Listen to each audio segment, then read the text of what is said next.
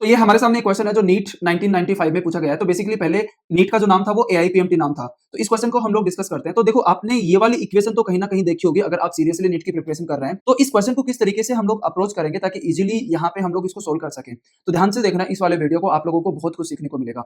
The potential energy between two atoms in A molecule is given. तो ये potential energy का function दिया हुआ है जो एक्स पे डिपेंड कर रहा है। Where a and b are positive constant and x is the distance between the atoms. The atom is in stable equilibrium at what value of x. हमें ये बताना है कि एक्स की किस वैल्यू पे एटम जो है वो स्टेबल इक्विलिब्रियम में होंगे।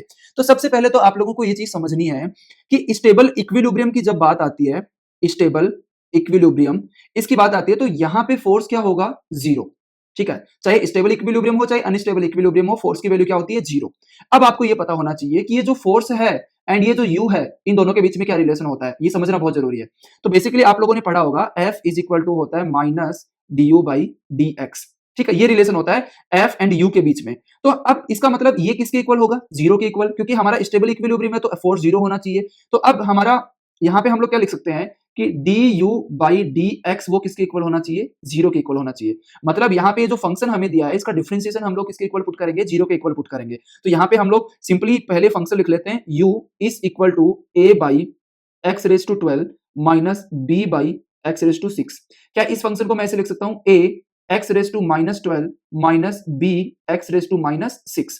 तो यहाँ पे अगर हम लोग इसका डिफरेंशिएशन कर दें x के रेस्पेक्ट में, तो यहाँ पे इसका डिफरेंशिएशन देखो, आप लोगों को पता होगा x की पावर n का जो डिफरेंशिएशन होता है वो n x की पावर n माइनस 1 होता है। ये डिफरेंशिएशन होता है x की पावर n का।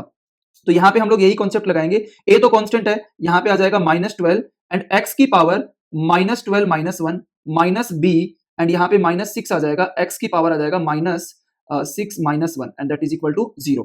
तो d u by d x is equal to क्या आ जाएगा? Minus 12 by 12 a by x raise to 13 and यहाँ पे plus 6b by x raise to 7 and that is equal to 0। तो यहाँ पे हम लोग इक्वल टू 0 पुट करेंगे तो सिंपली हमारे पास में क्या आ जाएगा? 6b divided by x raise to 7 is equal to 12a divided by x raise to 13। ठीक है, अब यहाँ पे ध्यान से देखो, हम लोग ये जो 6 है इससे 2 टाइम कैंसिल हो जाएगा, यहाँ पे ये पावर कैंसिल होकर यहाँ पे x रेज टू 6 आ जाएगा। तो सिंपली हमारे पास में फाइनली क्या आ जाएगा? यहाँ पे x raise to 6 is equal to, इसको लिख सकता हूं 2a बाई b। कितना आ जाएगा? 2a by b।